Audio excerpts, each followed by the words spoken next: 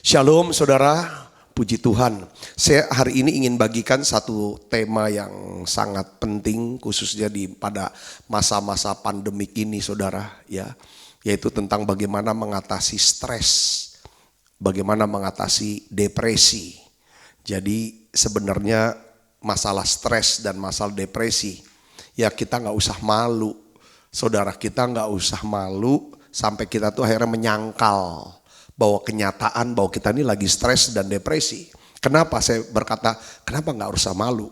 Kalau kita malu atau dengan cara menyangkal, nganggap nggak ada masalah aku. Padahal kita lagi stres atau depresi. Ini akan membuat kita sulit untuk sembuh, untuk pulih. Karena di Alkitab pun seorang nabi besar, saudara, yang bernama Elia mengalami hal yang sama. Dia mengalami stres dan depresi, saudaraku.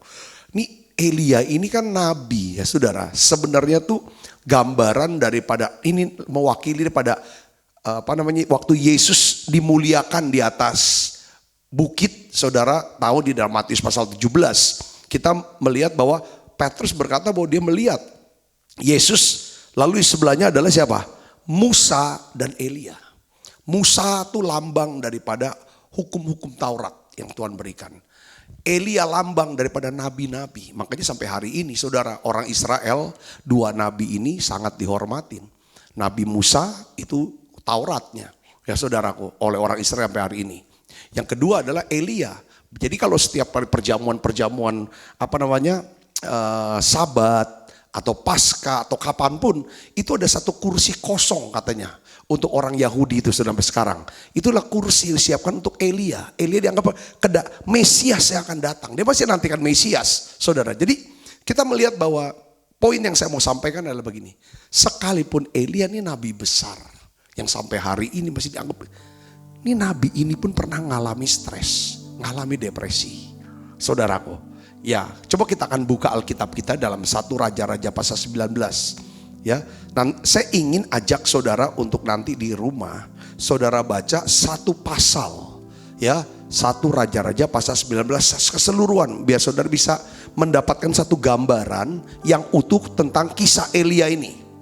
Yang kedua adalah saudara pun mungkin bisa dapatkan pewahyuan atau sudut pandang yang Roh Kudus akan ajar yang lain di luar daripada apa yang saya sharingkan sekarang, saudaraku. Mari kita buka Alkitab kita dari ayat yang keempat. Kita baca sama-sama. 1, 2, 3. Tetapi ia sendiri masuk ke padang gurun seharian perjalanan jauhnya, lalu duduk di bawah pohon arar. Kemudian ia ingin mati. Katanya, cukuplah itu. Sekarang ya Tuhan, ambillah nyawaku, sebab aku ini tidak lebih baik daripada nenek moyangku. Saudara lihat di sini, saudara. Di dalam 1 Raja-Raja pasal 19, di sini menjelaskan kepada kita, ya kan? Kita bisa melihat daripada sisi lain kepribadian Nabi Elia. Saudara, nampaknya kalau di dalam ayat yang keempat ini yang kita baca barusan, saudaraku, yaitu bahwa Nabi Elia ini mengalami apa, saudara? Stres, depresi berat. Bahkan beberapa pakar Alkitab itu mengatakan bahwa Elia mungkin bergumul dengan gangguan penyakit bipolar. Maksudnya apa? Begini saudara, suasana hatinya bisa berubah secara ekstrim. Itu orang bipolar, saudara. Sehingga tepat setelah euforia kemenangannya mengalahkan nabi-nabi Baal, saudara, ya, di Gunung Karmel, saudara, Elia tuh jatuh tenggelam ke dalam depresi yang berat, ya kan? Dan ada kecenderungan mau mati saja, mau bunuh diri. Setelah Elia mendapat ancaman, kalau kita baca di dalam ayat sebelumnya, saudara, dapat ancaman dari Ratu Isabel. Ya kan, Ratu Isabel ngancam. Jadi di sini kita melihat bahwa Elia ngalami apa? Stres, depresi. Jadi masalah kesehatan jiwa atau gangguan mental ya, sakit jiwa, ya, itu menjadi salah satu permasalahan kesehatan yang sangat signifikan di dunia, termasuk di Indonesia, saudara. Nah, data WHO, saudara, ini datanya udah cukup lama, 4 tahun yang lalu sebenarnya, 2016. Ya, itu dikatakan bahwa sekitar 35 juta orang itu terkena depresi. Bayang, ini cukup banyak nih, 35 juta orang. 60 juta orang itu terkena bipolar. Bipolar itu jadi cepat berubah gitu saudara. Ya, yang ngalami ini sakit mental ya. 21 juta orang terkena penyakit skizofrenia, saudaraku. Jadi kayak halusinasi. Dan 47,5 juta itu terkena demensia, kayak lupa gitu saudaraku. Nah, di Indonesia saudara, ya kan, dengan berbagai faktor biologis, psikologis dan sosial, dengan keanekaragaman daripada penduduk Indonesia, jumlah kasus gangguan jiwa di Indonesia itu terus bertambah. Saudaraku yang Kristus. Nah, menurut data Riskesnas, saya coba cek gitu kan, beberapa tahun yang lalu itu menunjukkan, dia bilang, saudara, ya, usia yang 15 tahun ke atas itu berjumlah yang mengalami gangguan jiwa itu 14 juta atau 6% dari penduduk Indonesia yang mengalami gangguan jiwa berat seperti skizofrenia mencapai 400.000 orang atau 1,7 per 1.000 penduduk. Nah, menurut data yang terakhir saudara, dengan adanya masa pandemi ini, saudara, kehilangan orang yang dikasihi meninggal karena COVID, kehilangan pekerjaan, kehilangan banyak, itu gangguan mental, penyakit daripada stres, depresi, itu meningkat sangat tajam. Saudaraku Yesus. Nah, hari ini, saudara, kayak waktu beberapa bulan yang lalu kita di gereja, ya ada dokter Esra, dokter Obrin itu sharing tentang gangguan mental atau penyakit jiwa. Jadi setiap manusia katanya itu pasti, ya boleh dikatakan misalnya saya saja itu bisa mengalami gangguan jiwa. Kapan gangguan jiwa itu? Gangguan itu seperti penyakit sebenarnya, penyakit yang fisik. Kalau flu, orang sakit, kena flu, kena batuk, orang itu dikatakan dia sedang sakit, tapi sakitnya fisik, ya kan? Tapi kalau misalnya kita mulai banyak mikir, terus ngalami tegang, stres, sampai susah tidur, sebenarnya kita tuh udah, katanya dokter psikiater ini, kita udah ngalami penyakit jiwa. Tapi jiwa bukan kayak orang gila gitu misalnya. Karena definisi pakai jiwa itu sebenarnya orang gila. Sebenarnya waktu kita stres, depresi, gak bisa tidur, susah fokus, itu kita sudah ngalami yang namanya penyakit jiwa, gangguan mental. Nah, Elia pun begitu saudaraku. Elia ngalami. Nah, hari ini saya tergerak saudaraku untuk sharing daripada tema ini saudaraku, untuk melihat bagaimana penanganan daripada Alkitab, penanganan daripada Allah sendiri, saudara, untuk memulihkan dan menyembuhkan setiap daripada anak-anak Tuhan yang mau cari pengobatan lewat Tuhan. Ya, itu gimana? Bagaimana tindakan Tuhan memulihkan Elia yang mengalami depresi atau stres atau gangguan mental. Saudara, kita baca ayat yang selanjutnya, ayat 5, 6, 7, dan 8. Coba kita lihat ini. Ini ada terapi-terapinya yang Tuhan bilang. Paling tidak ada 5 terapi yang Tuhan lakukan sehingga Elia mengalami kesembuhan yang total. Perhatikan saudara, kalau Tuhan menyembuhkan kita, Dia sembuhkan jauh lebih banyak daripada yang kita harapkan. Efesus 3 ayat 20. Bagi dia yang dapat melakukan jauh lebih banyak. Saudara, ya, jadi ini. Kita lihat sini saudara, ayat yang ke-5 sampai 8, 1, 2, 3. Sesudah itu ia berbaring dan tidur di bawah ponarar.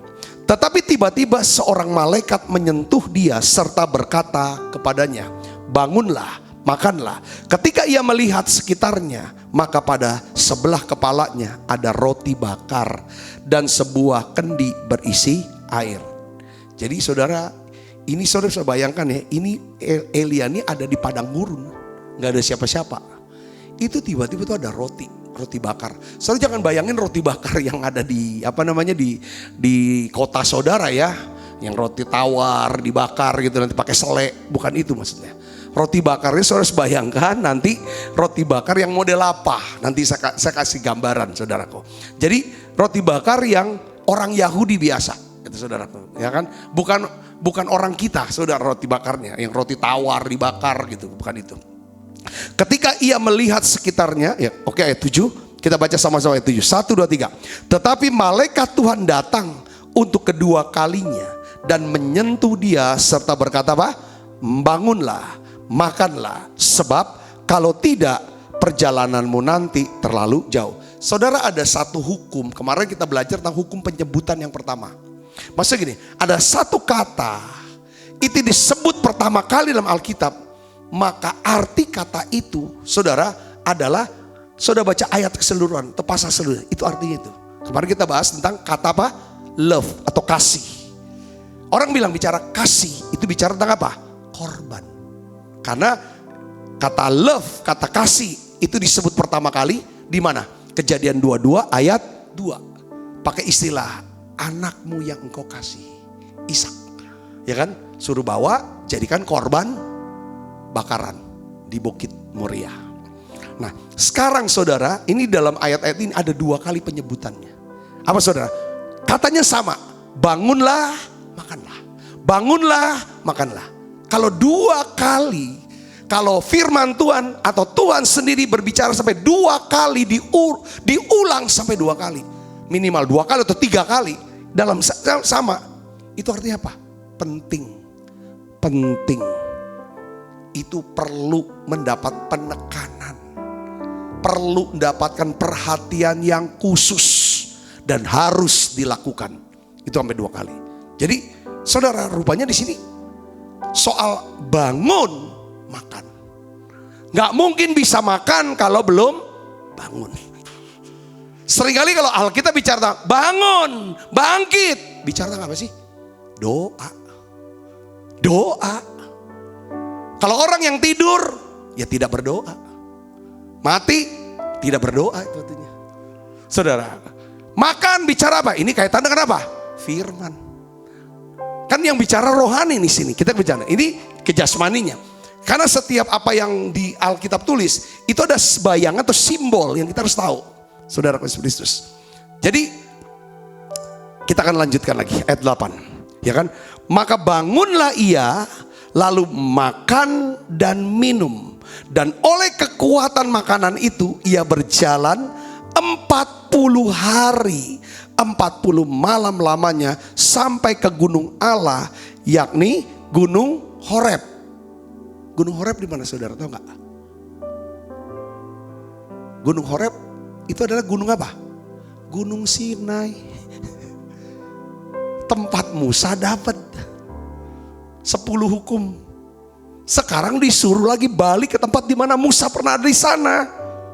Saudara, ini keren. Makanya 2 rabi ini saudara nggak kebetulan dampingin Yesus waktu dimuliakan. Saudara, Tuhan mau sembuhkan dia di tempat ini. Jadi kita akan lihat urutannya saudara. Apa yang Tuhan lakukan dari ayat-ayat ini saudara? Dari 3 ayat yang kita baca tadi. Pertama apa saudara? Tuhan memberikan Elia akan untuk apa? Makan roti yang dibakar. Dia nyiapkan. Tuhan memberikan roti yang dibakar. Ya, itu yang pertama. Saudaraku Kristus, ya roti yang dibakar itu lambang daripada apa sih sebenarnya? Lambang daripada kasih dan pengorbanan Yesus. Saudaraku yang Kristus. Ya, ini bicara itu. Yang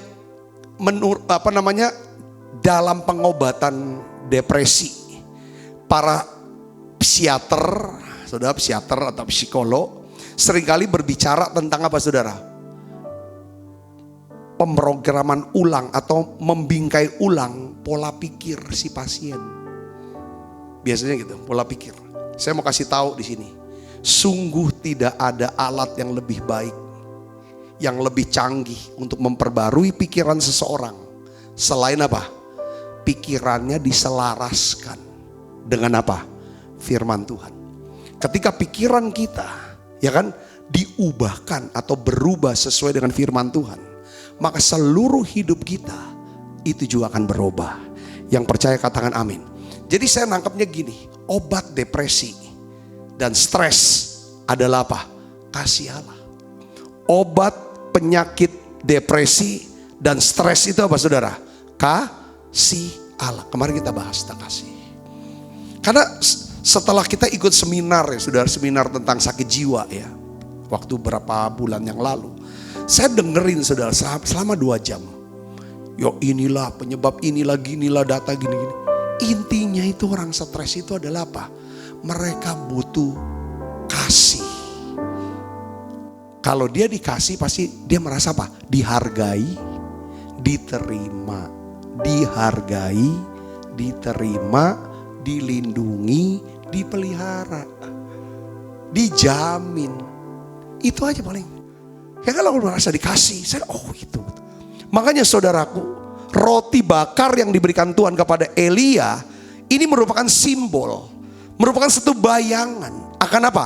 Kasih dan pengorbanan Kristus di kayu salib buat kita. Di dalam Yohanes 6 ayat 55:1 itu dikatakan begini saudara. Yesus berkata begini, inilah roti yang turun dari surga. Barang siapa makan daripadanya, ia tidak akan mati. Lalu Yesus lanjutkan dengan ayat berikutnya. Kita baca sama-sama. 1, 2, 3. Akulah roti hidup yang telah turun dari surga.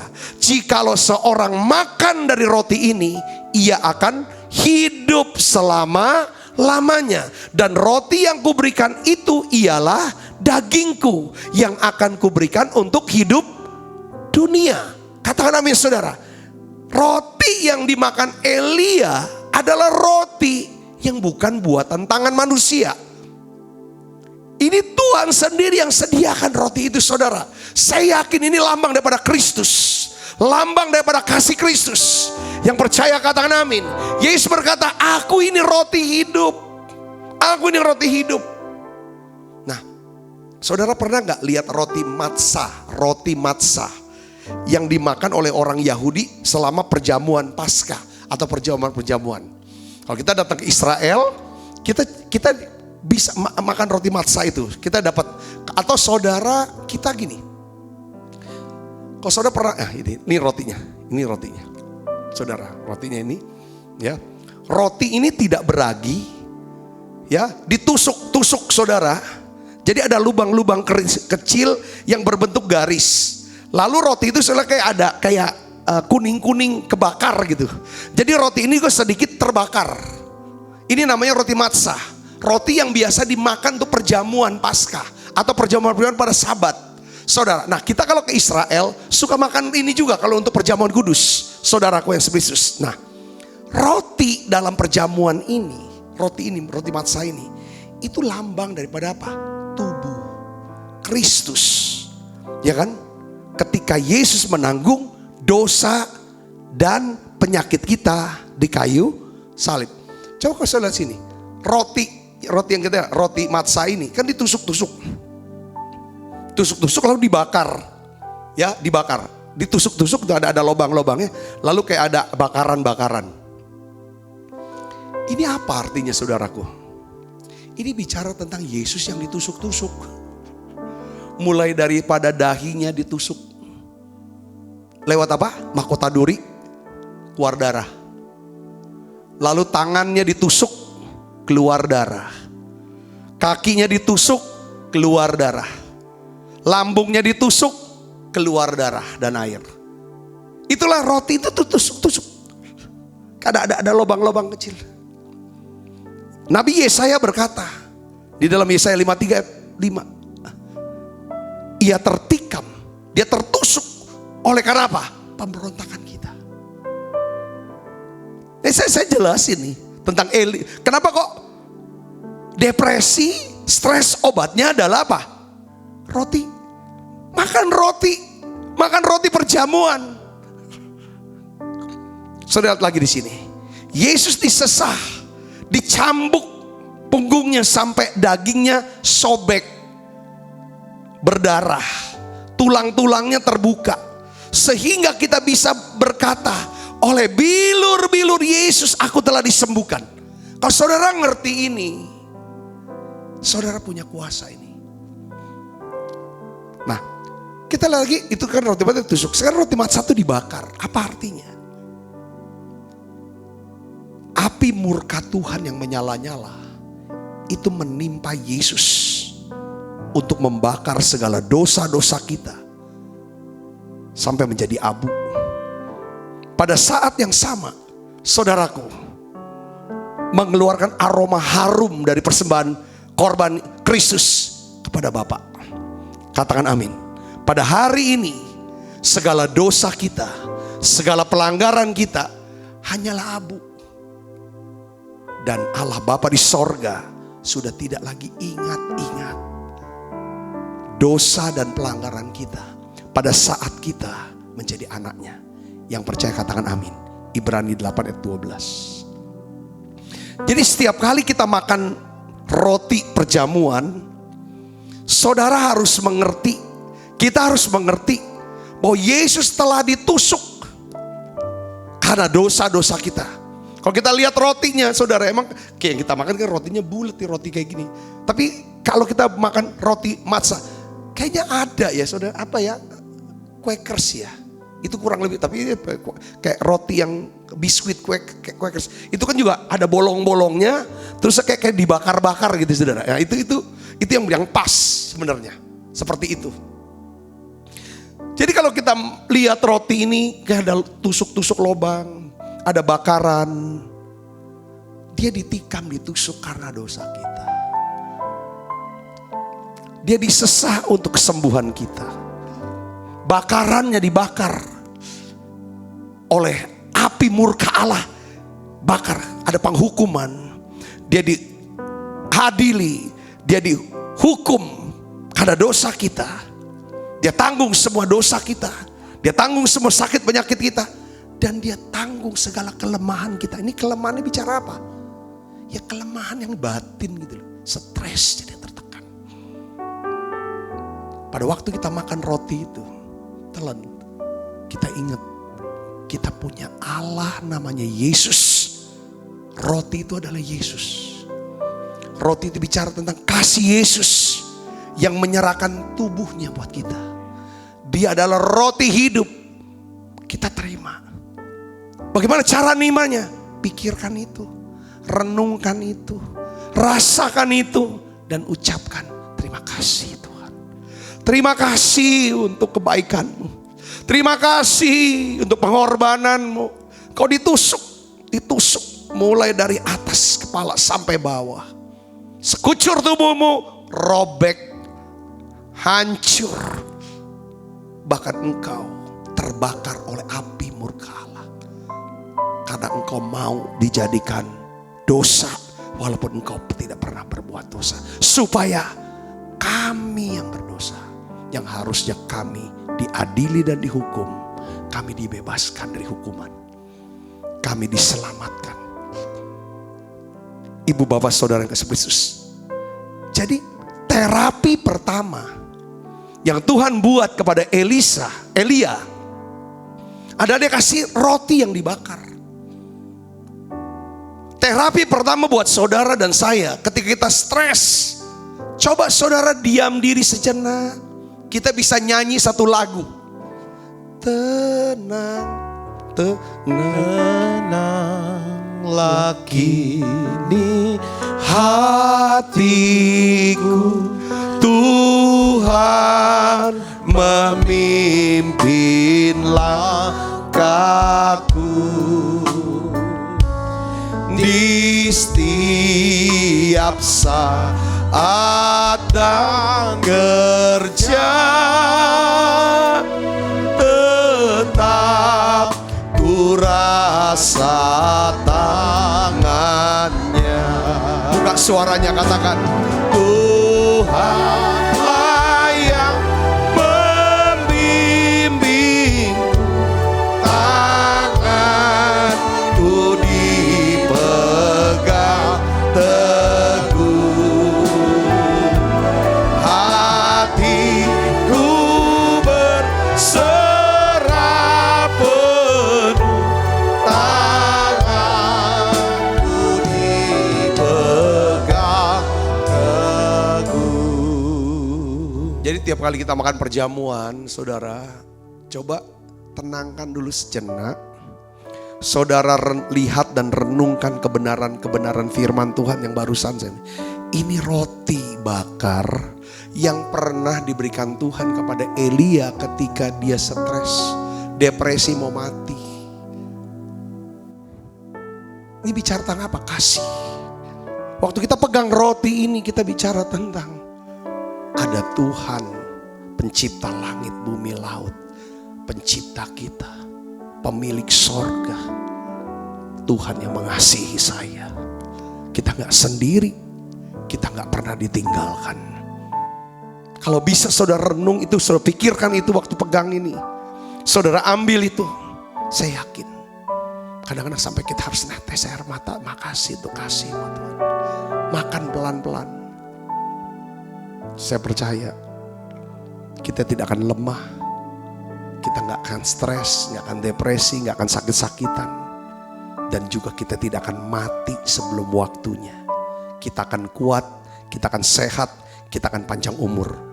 1 Korintus 11 ayat 27-30 katakan, kalau kita makan dengan cara yang benar perjamuan ini. Katakan amin saudaraku. Hari ini yang pertama, kalau kita stres, depresi, coba cari waktu. Cari waktu yang tepat. Cari tempat yang tepat.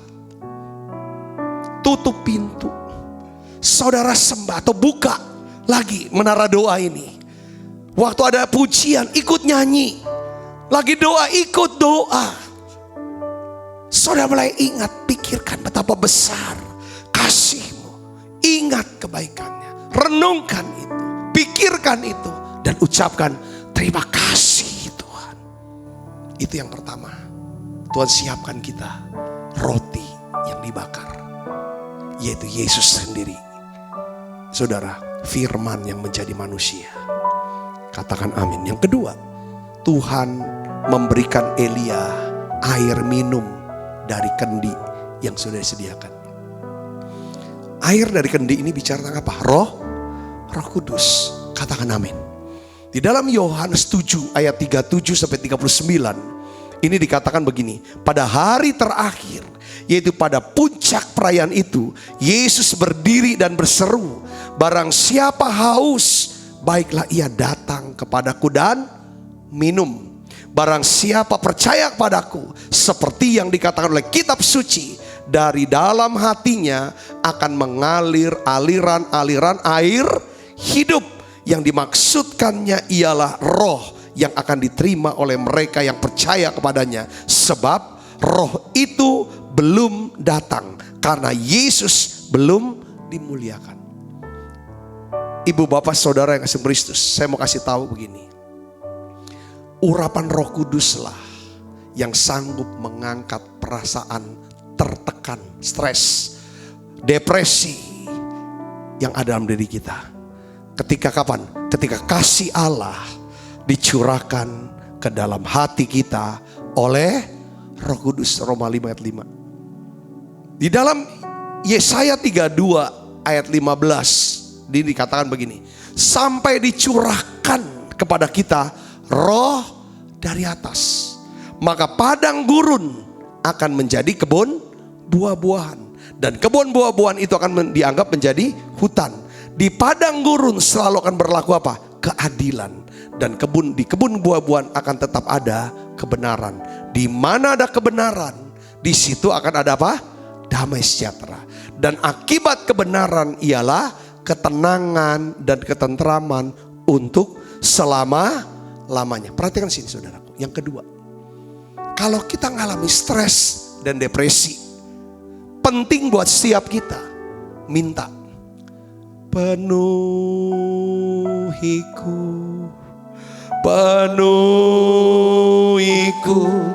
dengan hadirat-Mu,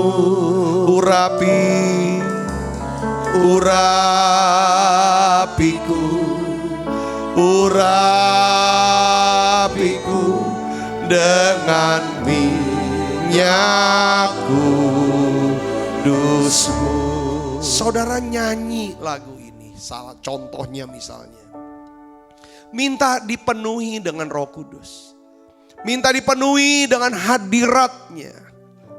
Perhatikan, pada waktu Roh Kudus memenuhi kita, kasih Allah dicurahkan ke dalam hati kita. Kasih adalah obat stres. Kasih adalah obat depresi.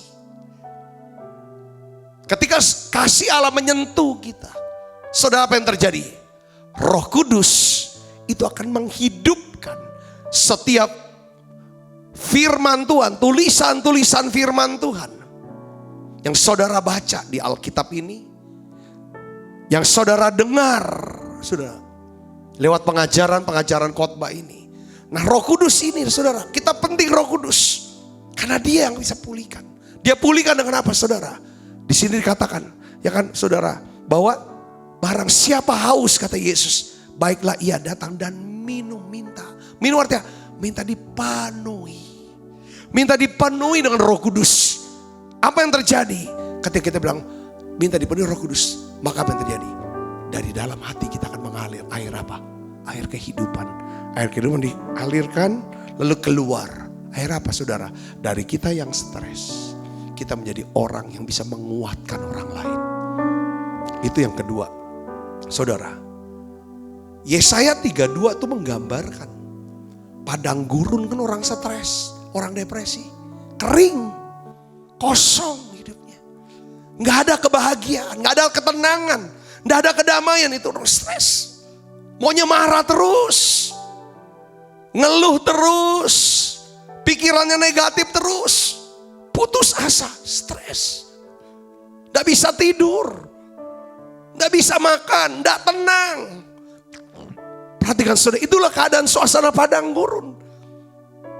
Tapi Roh Kudus di sini katakan sanggup mengubah padang gurun menjadi apa? Kebun buah-buahan. Ini bicara apa? Kehidupan yang berbuah. Ada buah roh, ada kasih, ada sukacita, ada damai sejahtera, ada sukacita, saudaraku, yang seperti ada kebaikan, saudara, ada penguasaan diri. Semua buah roh berkeluar. Kapan itu terjadi? Sampai roh dicurahkan dalam kita. Sampai roh yang dari atas dicurahkan. Katakan amin, saudara. Ini penting yang kedua. Makanya Elia dikasih minum. Saudaraku, dari mana? Kendi. So, ada wadahnya. Kadang-kadang kita dipenuhi Roh Kudus, ada wadahnya. Saudara, ada wadah. Wadah gereja apa? Siapa pemimpin, saudara? Tuhan akan mau curahkan urapan dari situ. Siapa hamba Tuhan? Siapa komunitas daripada anak percaya, orang percaya? Di mana saudara bisa masuk di sana? Kendi, di situ air masukkan. Yang ketiga, saudara, setelah itu apa? Tuhan membuat Elia tidur, istirahat. Makanya kan terapi psikiater, saudara, psikolog, pertama kan pikirannya diubah. Nah, makanya tadi yang pertama tuh yang harus kita pikirkan adalah kasih Tuhan, kebaikan Tuhan. Jangan pikirin tentang yang negatif, yang jelek, yang jahat. Harus diprogram ulang pikirannya. Yang kedua, dikasih minum. Kalau misalnya psikiater atau psikolog, disuruh tuh kita ngapain, saudara? Pergilah jalan-jalan. Carilah tempat. Apa yang kamu bikin kamu bisa, kamu seneng. Kamu buat apa? Kamu seneng apa? Makan bareng sama temen, ngumpul bareng sama temen. Itu namanya minum. Yang ketiga, apa? Kalau dokter kan gak bisa buat apa? Gak bisa bikin orang tidur. Dia kasih resep. Resep apa? Obat tidur. Tapi Tuhan, dengar baik saudara, kalau saudara terus merenung dan memikirkan betapa besarnya kasih Allah buat hidup kita. Kalau saudara terus dipenuhi dengan Roh Kudus, saudara pasti ada ketenangan. Makanya saya tuh, saudara, dulu marah, tapi sekarang udah gak marah lagi. Kalau lihat orang tidur waktu saya khotbah, saya gak marah sekarang. Kenapa? Kalau orang bisa tidur, itu tanda pasti hatinya tenang, pikirannya tenang. Katakan amin, saudaraku. Ya itulah terapinya. Tuhan buat Elia tidur. Waktu saudara stres, waktu saudara depresi, yang paling penting gak usah ngapa-ngapain, tidur kalau bisa. Nah, kita kan tadi kan saya udah doa supaya jangan minum obat tidur. Kita minta Tuhan yang bikin kita bisa tidur. Katakan amin. Doa, minta sama Tuhan. Tuhan, malam ini berikan aku tidur yang nyenyak. Katakan amin. Ya kan, minta Tuhan berikan saya tidur nyenyak. Besok saya bangun dengan tubuh yang segar. Karena aku percaya Tuhan. Ya, bahwa Tuhan akan berikan kami penolong, golden connection pada waktu kami tidur. Seperti Adam dibikin tidur, maka datanglah golden connection namanya Hawa buat dia. Mazmur juga katakan, Salomo, Tuhan memberkati orang yang dikasihinya pada waktu tidur.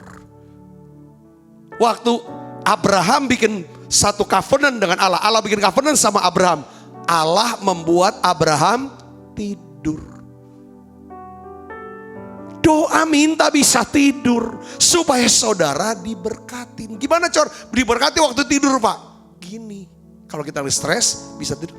Supaya pulih kembali tuh sel-sel kita. Mereproduksi yang baru, yang rusak diganti dengan yang baru. Itu penting, tidur. Yang nyenyak tidur. Istirahat. Memang itu perlu ya. Makanya kenapa kok Tuhan tuh bikin satu sistem namanya Sabat. Saudara, Sabat itu satu hari gak ngapa-ngapain, cuma nyembah, gak usah kerja. Rest secara fisik, rest secara pikiran dan perasaan, rest juga secara roh. Hadirat Tuhan. Roh, jiwa, tubuh, rest. Saya bertahun-tahun jadi hamba Tuhan. Saya tetapkan tuh hari Senin jadi hari Sabat saya, itu rest. Kadang tuh seharian tuh cuman habis udah doa, baca Alkitab gitu, baring aja, baring, rest, tidur, mikir apa gimana. Gak mau yang berat-berat deh, mikir yang berat atau apa gimana berat. Senin, supaya ada Selasa tuh seger lagi, Selasa, Rabu, Kamis sampai Minggu, ya kan saudara, harus ada. Entah saudara sebagai hamba Tuhan, saudara sebagai businessman, apapun, harus ada satu hari di mana saudara nggak mau ngomong yang berat-berat, nggak mau mikir yang berat-berat. Itulah saat rest, istirahat. Katakan amin saudara. Itu Tuhan tuh keren banget dah sistemnya. Yang keempat, apa yang dibuat Tuhan? Terapi yang keempat yang Yesus, yang Allah lakukan kepada apa? Kepada Elia adalah Tuhan melawat dan Tuhan menjamah Elia secara pribadi. Jadi Tuhan sendiri yang datangi, lalu Tuhan berfirman sama Elia. Kalau kita lagi stres saudara, kita tuh dijamah, dilawat oleh Tuhan, kita rasakan hadirat Tuhan. Lalu kita bisa dengar ada satu kata firman yang bicara, tek. Itu hilang semua tiba-tiba stresnya. Depresi itu hilang. Itu terapi yang top banget. Dan itu gak bisa lepas daripada apa? Roti bakar dulu, minum air dulu, istirahat yang cukup dulu, baru bisa ngalami perjumpaan sama Tuhan. Jadi orang-orang yang mau dipakai Tuhan cara luar biasa, itu harus yang namanya seger dulu rohnya, jiwanya, tubuhnya, baru ngalami. Katakan amin. Ya, 1 Raja-Raja 19 ayat 8, ya kan? Tuhan bilang gini, bangunlah lalu makan dan minum. Oleh kekuatan makanan itu ia berjalan 40 hari, 40 malam lamanya sampai ke gunung Allah, yakni gunung Horeb. Jadi Elia mengalami perjumpaan dengan Tuhan secara pribadi di gunung Horeb. Saudaraku, nah setiap orang pasti mengalami perubahan kalau dia mengalami perjumpaan dengan Tuhan secara pribadi. Katakan amin saudaraku. Ini yang unik gini saudara, sampai 2 kali Tuhan juga ngomong. Saya dapetin saudara ayat yang 9. 1 Raja-Raja 19 ayat 19. Itu sampai 2 kali bahasanya sama, kalimatnya sama. Allah bicara kepada Elia. 1 Raja-Raja 19 ayat 9. Coba baca. Sama 1 Raja-Raja 19 ayat 14. Nih, itu bahasanya sama. Kita baca. 1, 2, 3. Di sana masuklah ia ke dalam gua dan bermalam di situ. Maka, baca sama-sama dengan saya. 1, 2, 3. Firman Tuhan datang kepada Elia demikian. Apakah kerjamu di sini? Hai Elia. Ayat 14, lompat. Kita baca lagi. Ya, 14. Enggak, ayat 13. Kita baca. 1, 2, 3. Segera sesudah Elia mendengarnya, ia menyelubungi mukanya dengan jubahnya, lalu pergi keluar dan berdiri di pintu gua itu. Maka datanglah suara kepadanya yang berbunyi apa? apa kerjamu di sini, hai Elia? 2 kali kalimatnya sama. Tuhan cuman bicara sama Elia, ya kan? Apa kerjamu di sini? Saya tadi sempat nanya sama Tuhan dalam doa ya, maksudnya. Saya bilang gini, Tuhan, apa sih artinya kok Tuhan tuh nanya sampai 2 kali? Penjelasannya apa? Untuk saya bisa ngerti, lalu saya bisa sharingkan. Tuhan bilang gini, coba kamu baca lagi jawaban Elia juga sama. Apa jawaban Elia? Nih ayat yang 10 jawabannya. Aku bekerja segiat-giatnya bagi Tuhan, Allah semesta alam.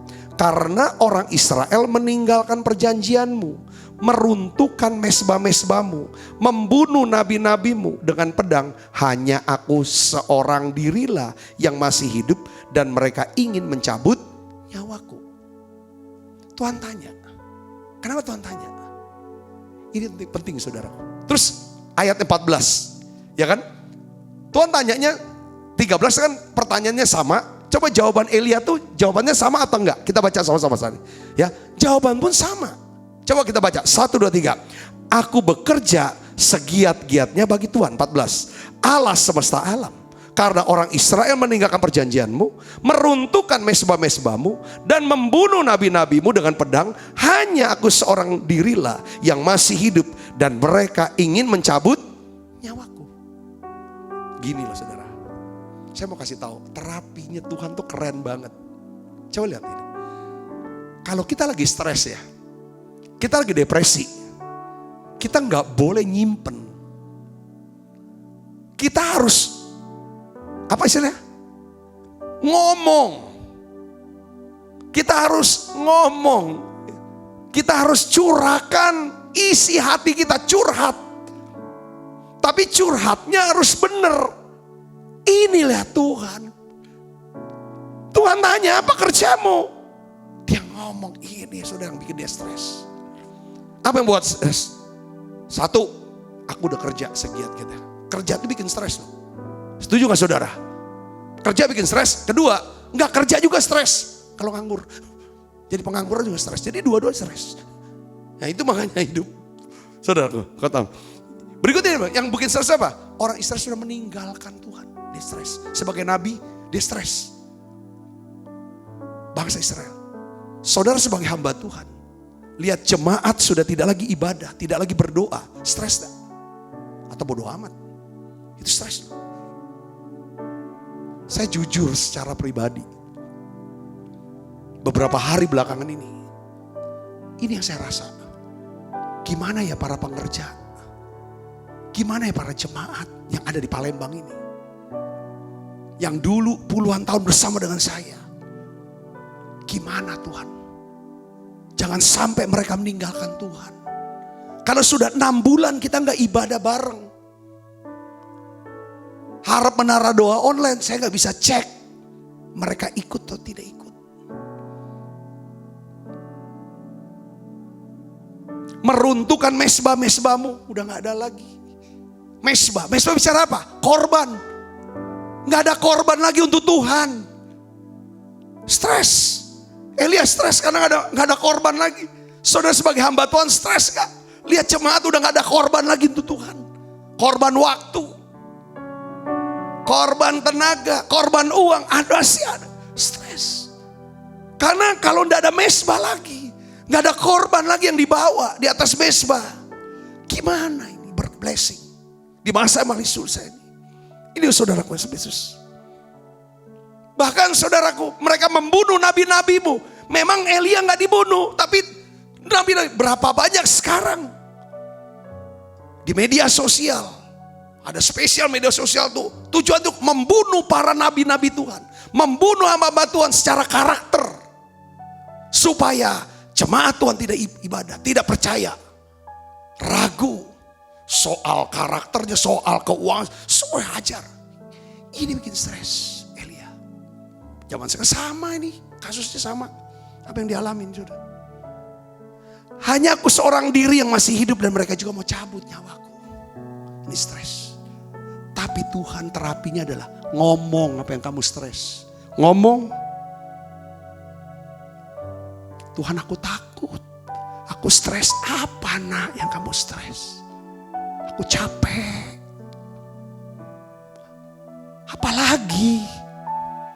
Apalagi?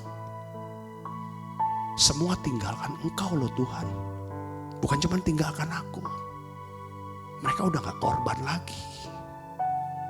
Ngomong sama Tuhan. Kalau kita ngomong Tuhan, bahkan sampai kita nangis, itu bener-bener tuh Tuhan akan pulihkan total. Takut Tuhan, toko kok makin sepi. Orang yang utang kami tagih tidak mau bayar. Kami juga punya utang. Waktu beli barang ini, gak ada uang untuk kami bayar mereka. Uang kami ada di situ, mereka gak mau bayar kami. Cash gak ada. Takut Tuhan, bingung. Lihat karyawan mau gajian. Aku gak ada uang untuk gaji mereka. Ngomong sama Tuhan. Ngomong. Tuhan lihat anak nih. Kuliah, biaya kuliah. Gak ada uang Tuhan, kurang. Ke depan gimana?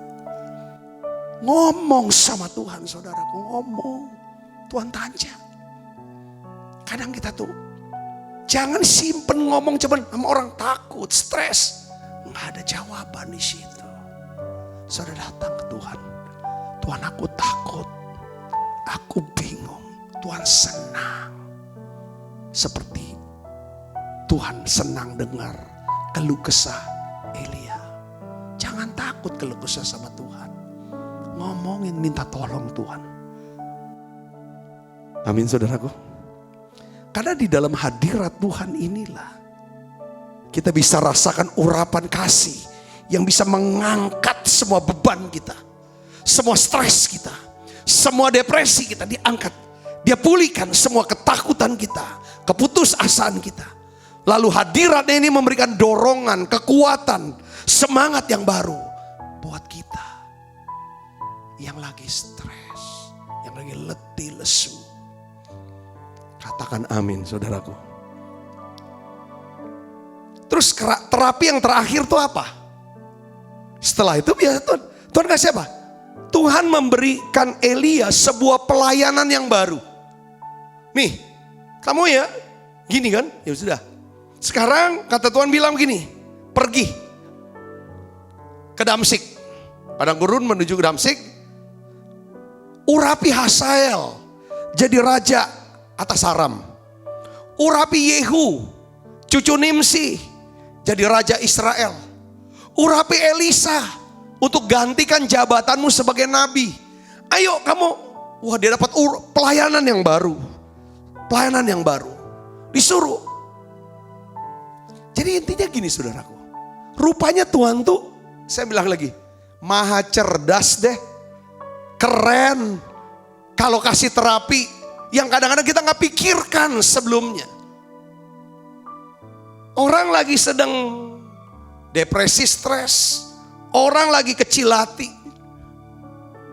Seperti udah gak guna lagi, makanya dia mau mati. Tuhan bilang, kau masih berguna di mataku. Sekarang urapi 3 orang. 2 jadi raja, 1 jadi nabi. Keren banget kalau kita bisa ngurapi seorang jadi lantik jadi raja. Kalau saudara ditugaskan melantik presiden, melantik kapolri, melantik panglima. Kan saudara di atas. Tapi sekarang posisi kita lagi di bawah nih mentalnya. Gimana caranya untuk bisa diangkat naik sama Tuhan? Tuhan suruh Elia, kau bukan begini dalam stres, harus begini. Harus memberkati, harus memberi, harus melayani, harus memperhatikan kepentingan orang lain, kebutuhan orang lain. Kamu harus bisa melayani aku, melayani kehendakku, melayani kepentinganku. Aku punya kehendak, urapi dia. Lakukan kehendakku, layani kehendakku, laksanakan itu. Maka dengar baik, stresmu, depresimu akan berubah menjadi satu kekuatan yang tidak dapat terkalahkan.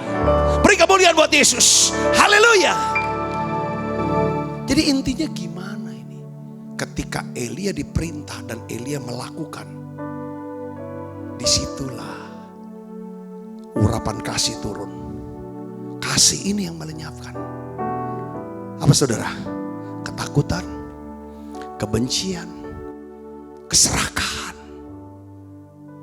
Karena dia harus ngurapin, kalau ngurapin raja oke, gak ada masalah ya. 2 raja, 1 nabi.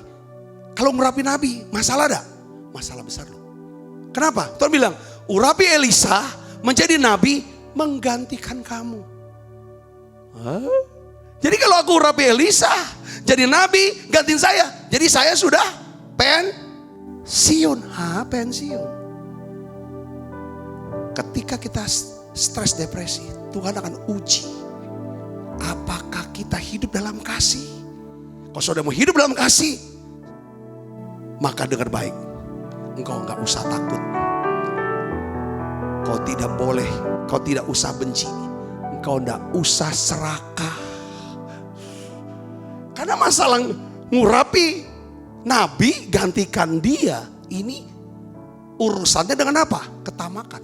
Tamakan serakah bicara apa? Egois. Betul dah saudaraku? Waduh, kerjaan saya ini. Ini penting berbagi saudaraku. Jadi kita perlu memilih untuk hidup dalam kasih. Kalau saudara mau lepas daripada menang dalam stres dan depresi, kita harus memilih hidup dalam kasih. Kalau kita menolak hidup dalam kasih, maka kita akan hidup dalam apa? Ketakutan. Ini stres kalau takut. 2, kebencian, stres. Serakah, stres. Kalau kita tidak hidup dalam kasih, kita hidup dalam egois. Menyebabkan kita jadi apa? Stres dan depresi. Sebaliknya, kalau kita hidup dalam kasih, maka akan ada sukacita dan kekuatan yang baru. Kita akan mengalami pemulihan dan kesembuhan dari stres dan depresi. Tuhan memulihkan Elia dengan memberikan perintah untuk apa? Urapi Hazael jadi raja atas Aram.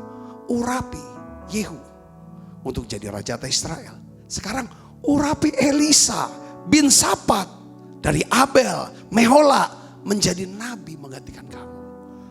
Wow, ini hal yang luar biasa yang gak pernah kita pikirkan.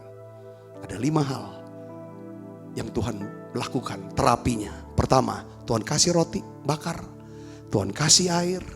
Tuhan buat Elisa istirahat. Tuhan juga jamah dan pulih lawat saudaraku daripada Elia. Yang kelima, Tuhan kasih dia tugas. Ini yang paling penting, yang menyembuhkan itu ada poin yang kelima. Poin kelima karena ada poin 1, 2, sampai 4. Tuhan akan memulihkan stres dan depresi kita. Seperti dia lakukannya kepada Nabi Elisa. Tapi respon kita haruslah seperti Nabi Elia. Yang percaya katakan amin. Saudara dapat pelajaran hari ini. Saya berdoa biarlah saudara hidup di dalam kasih, sukacita, damai sejahtera, ketenangan dan ketenteraman. Tuhan berkati. Yuk kita akan bangkit berdiri.